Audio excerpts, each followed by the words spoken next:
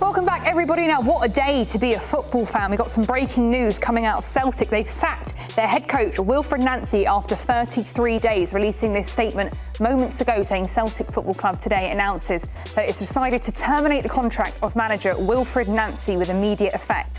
The club thanks Wilfried for his efforts and wishes him and his family well for the future.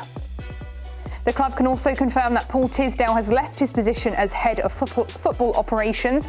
We thank Paul for the contribution he has made in that role, and a further update will be provided to supporters as soon as is practical. Boys, what do we think? We've just had the Manchester United sacking of Ruben Amorim. We've now got the Celtic news. Geoff, what are your initial thoughts? Just come out moments ago. Not a big surprise after an Old Firm game to lose in the manner that they did, and also his tenure has been a complete and utter car crash. That's all we can say, Hannah. Because 8 games, 6 losses, he's out after 33 days. The club have decided enough is enough. We have to stop this. We've got to turn this around somehow. So, no, I'm not surprised. Nico, you? Yeah, but it's also the club admitting that they got it wrong, right? From the very beginning. Clubs don't tend to do that. But listen, the situation was untenable. First and foremost, right? You lose 6 games from 8, including cup matches, Old Firm, and your team isn't where you expect it to be, looking confused at times. Granted, maybe the results should have been better given the way that they were playing, creating a lot of chances. Sure, as Wilfried Nancy insisted, we are closer to where we want to be, sure, but you're still losing 6 out of 8 games. Correct. The board could have died on the hill of Nancy, as Nancy was saying. We have I need a lot of time, all these things about putting his process into place and the players understanding how he wants to play. But the situation got so bad, like you say, it's not only car crash, it's car crash, no survivors, everything up in flames. They had to pull the trigger and say, you know what, we need to hit a reset because the situation was unsustainable.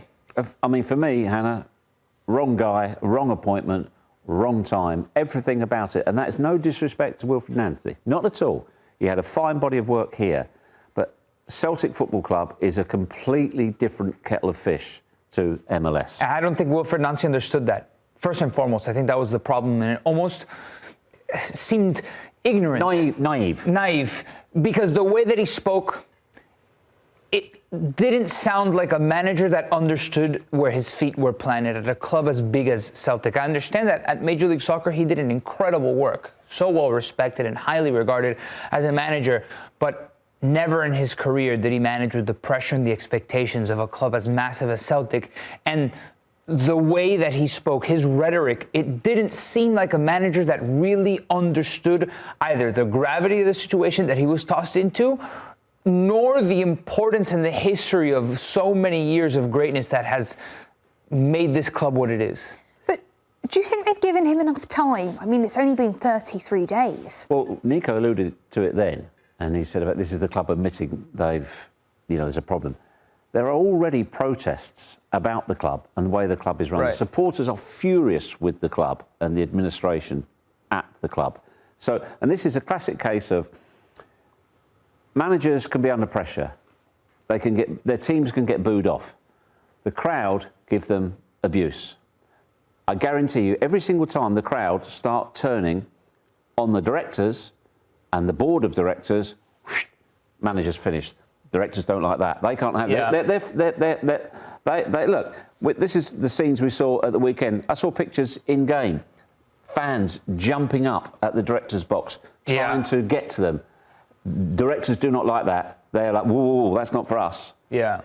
He's gone. But in reality, it is for them, because Wilfried Nancy's only the front-facing issue, right? Nico, you know football doesn't work like that. I know it doesn't. It doesn't work like that. But and as soon as they get, what I'm saying is that these protests should continue, because it feels like they've been stepping over themselves since even before the season got started, with the wrong investment into the club, not making Champions League, then firing Brendan Rodgers, then hiring Martin O'Neill. And when the club finally was in somewhat of a good standing, Martin O'Neill shepherded the club and brought it to a much better place than it was before.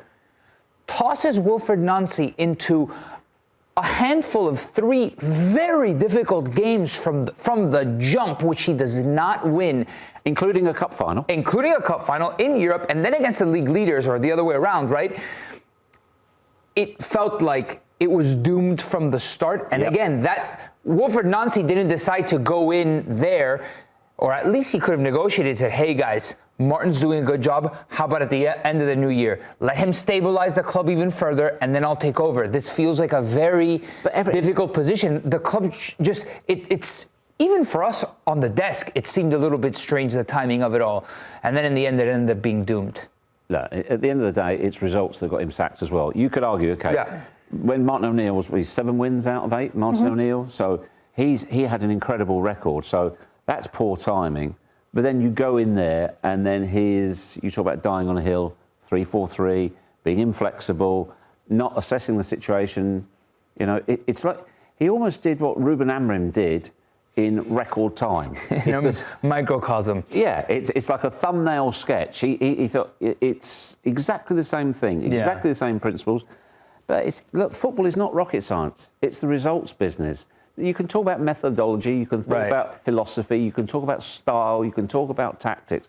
I'm telling you now, Hannah, you can stand on the touchline, stark naked, with a funny hat on. If you're winning football matches, nobody will care. Yeah. Nobody will care. Yeah. And so then when you're losing, the way you speak, your tactics, your demeanour, your personality, it gets scrutinised. I mean, he talked like a manager under pressure. A manager that almost didn't understand the context surrounding him. He would ramble on about the time that he needed. He spoke literally in the pre-match press conference for Old Firm. He gave an answer about needing time and his system and his methodology for 6.5 minutes, almost 7 minutes. When you're a manager that's confident in what you're doing, that understands where you are, you don't need to explain yourself for 6.5 minutes. So, where do we go from here? Yeah, so what now for Celtic? Is it going to be a case of what we may see Manchester United do, bring in a temporary manager for the rest of the season? Where's Martin O'Neill? Where's Martin O'Neill when you need him? Do you think he'll come back? I don't think he's straight too far from the club. Look, this news is minutes old as we speak now. If I'm Celtic, that's the first phone call I'd make, because it will appease the fans. It will calm things down, and it will get results back on track. Give it to Martin O'Neill to the end of the season. That's what I would do. And there's still a lot of season left. For as dire as the situation feels, Celtic and now Rangers aren't that far off league leaders' Hearts. So is there enough time to turn these things around? Absolutely. Hearts are in a great position, by the way. It would be great to see somebody in the Scottish Premiership not named Rangers or Celtic. But there's still an opportunity here, and Martin O'Neill really put his finger on something on the club that not Brendan Rodgers nor Wilfried Nancy was able to do. Yeah, and Celtic are only 6 points back behind Hearts. They play them later this month. What can we expect to see there? Because it's going to be a game where we don't know what's going to happen at this point. Well, it depends who's in charge, whether or not the owners of Celtic go practical, if Martin is prepared to go back there. Because if you're Martin O'Neill, you've had 2 spells at the club. Why tarnish your legacy? Yeah. You know, Martin O'Neill might be thinking, thanks, but no thanks. Yeah, but what does he have to lose? I feel like I don't think his legacy will be tarnished. No, he's had 2 very successful spells, and if the club's not in great shape right now. But Martin O'Neill, he's such a Celtic man. He said throughout his tenure, this recent one, whatever the club want, I'll do it. If you want me to stay long, I'll stay. You want me to go in 2 weeks' time, I'll go. Whatever you guys want. If he's still as compliant, that's fantastic news for Celtic. Yeah. Thanks for watching this video from Morning Footy. For all news and insights regarding leagues around the world like EFL, Serie A, and all UEFA competitions, both men's and women's, don't forget to sign up for Paramount+.